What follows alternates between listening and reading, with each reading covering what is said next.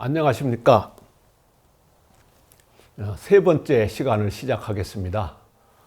주먹대장에서 독립군 영웅으로 백야 김좌진. 이번 시간에는 김좌진, 다시 처음부터. 네? 다시 그냥 하시면 네. 안녕하십니까. 주먹대장에서 독립군 영웅으로 백야 김좌진 세 번째 시간을 시작하겠습니다. 이번 시간에는 선생사 김좌진이라는 제목으로 말씀드리겠습니다. 좌진이 선생 죽어라는 저주스런 글을 써서 서당 훈장님 책상에 놓고 나온 사건입니다. 앞 시간에서 말씀드린 대로 김좌진 장군의 어린 시절은 부모님 속을 아주 많이 썩였다고 합니다. 뿐만 아니라 서당에 다닐 때는 훈장님에게도 아주 반항아 같은 모습을 보였다고 합니다. 좌진이 서당 훈장님에게 반항적인 행동을 했던 것은 나름대로 이유가 있었습니다. 훈장님은 아주 권위적이었고 학동들을 인간적으로 대우하지 않았다는 것이 이유였습니다. 학동들이 공부한 내용을 잘 모르면 머리가 나쁘다고 무시하거나 독선적인 모습 등으로 학동들의 말에 귀를 기울이지 않는 것 등이 가장 큰 이유였습니다. 좌진뿐만 아니라 학동들은 훈장님의 독선적인 모습에 모두 불만이 많았습니다. 어느 날은 훈장님이 마을에 초상집을 다녀올 일이 있었습니다. 학동들에게 꼼짝 말고 책을 읽으라는 숙제를 내주고 나갔습니다. 학동들이 처음에는 조용했지만 점점 시간이 지나면서 장마당처럼 떠들어대기 시작했습니다. 때마침 서당 밖에서 딸랑딸랑 상여나가는 소리가 들려왔습니다. 학동들은 누가 먼저라 할 것도 없이 호기심이 생겨서 밖으로 뛰어나갔습니다. 한참 동안 시간 가는 것도 모르고 상여나가는 모습을 구경하다가 들어왔습니다. 그 사이에 초상집에 갔던 훈장님이 돌아오신 것입니다. 훈장님은 화가 나서 펄펄 뛴 것은 말할 것도 없었습니다. 학동들이 한 명씩 앞에 나가서 회초리가 부러질 때까지 맞고 들어왔습니다. 좌진의 차례가 되었을 때 훈장님은 더욱 크게 소리치며 화를 내었습니다. 이놈!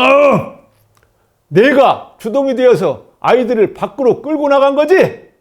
훈장님은 좌진을 항상 문제아로 생각하며 툭하면 주동자라고 꾸짖었습니다. 그래서 좌진과 훈장님은 항상 기싸움을 하곤 했습니다. 좌진은 자신이 주동자로 몰린 것이 속상했지만 한마디도 변명을 안 했습니다. 꼿꼿하게 서서 그 회초리를 모두 맞았습니다. 훈장님은 다른 아이들보다도 더욱 세게 회초리를 때렸습니다. 좌진이 잘못했다고 싹싹 빌기라도 하면 슬그머니 회초리를 내려놓을 생각이었죠. 그런데도 꼿꼿하게 맞는 모습이 더욱 속상해서 회초리를 더욱 많이 세게 때린 거예요.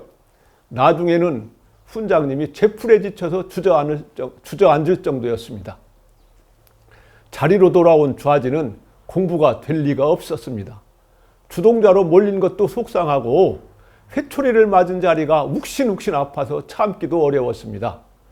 좌진은 공부가 끝날 무렵에 종이 한 장을 펼쳤습니다. 종이에 붓으로 선생사 김좌진이라고 써서 훈장님 책상 위에 슬그머니 올려놓고 나왔습니다. 이튿날 아침에 서당으로 나온 훈장님은 참으로 기가 막혔습니다. 훈장님, 당신 죽어라는 저주스러운 말이었기 때문입니다. 훈장님은 펄펄 뛰면서 좌진이 이놈 서당으로 올 시간만 기다렸습니다. 하지만 한나절을 기다려도 좌진은 서당에 나타나지 않았습니다. 좌진뿐만 아니라 서당의 학동들도 모두가 한 명도 나타나지 않았습니다. 좌진이 학동들을 선동하여 동맹결석을 하고 마을 앞산으로 병정놀이를 갔던 것입니다.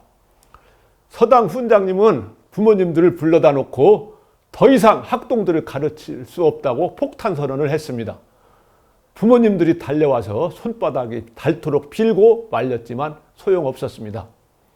더구나 좌진의 어머니는 몸둘 바를 몰랐습니다.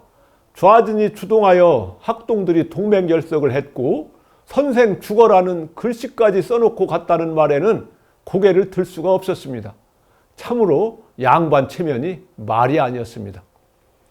결국 서당 훈장님은 좌진의 저주스러운 글과 동맹결석에 서당을 그만두었습니다. 부모님들이 용서를 빌며 사정사정했지만 서당을 떠나고 말았습니다.